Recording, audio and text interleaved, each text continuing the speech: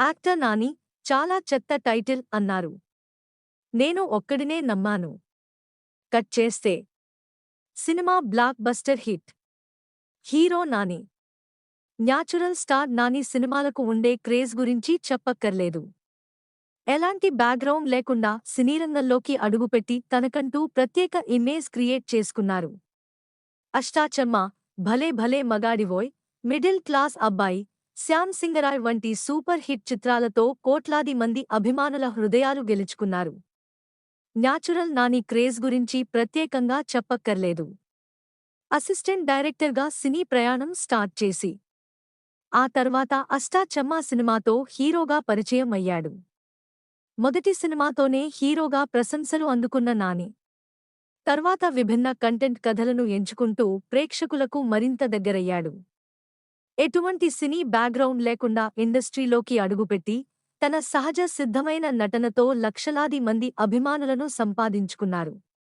పిల్ల జమీందార్, ఈగ, ఎవడే సుబ్రహ్మణ్యం, భలే భలే మగాడివోయ్, జెర్సీ, శ్యామ్ సింగరాయ్, దసరా, సరిపోనా శనివారం వంటి చిత్రాలు ఆయన కెరీర్లో మైలురాళ్లుగా నిలిచాయి. అయితే నాని కెరీర్ మలుపు తిప్పిన సినిమా అలా మొదలైంది.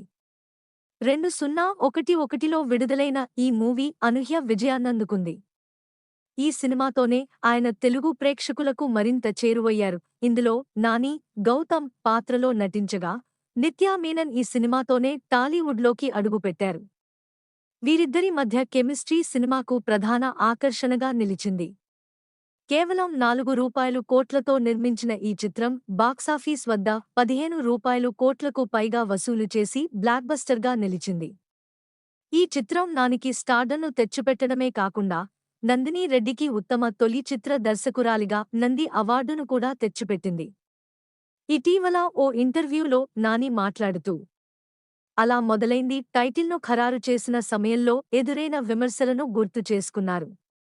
నాని తన 16 ఏళ్ల సినీ ప్రయాణంలో ఎదురైన అనుభవాలను పంచుకుంటూ అలా మొదలైంది సినిమాకు ఆ పేరు పెట్టినప్పుడు చాలామంది పెదవి విరిచారని తెలిపారు. మేము ఆ టైటిల్ పెట్టినప్పుడు అది చాలా చెత్త టైటిల్ అని, అసలు ఇదేం పేరు అని అందరూ విమర్శించారు. కానీ నేను ఒక్కడినే నమ్మాను అని అన్నారు. చిత్ర యూనిట్లో కూడా చాలామందికి ఈ పేరుపై నమ్మకం లేదని ఆయన వెల్లడించారు. అందరూ వ్యతిరేకించినప్పటికీ దర్శకురాలు నందిని రెడ్డి, నాని మాత్రం ఆ టైటిల్ ఒక ప్రేమకథకు పర్ఫెక్ట్గా సరిపోతుందని బలంగా నమ్మారు.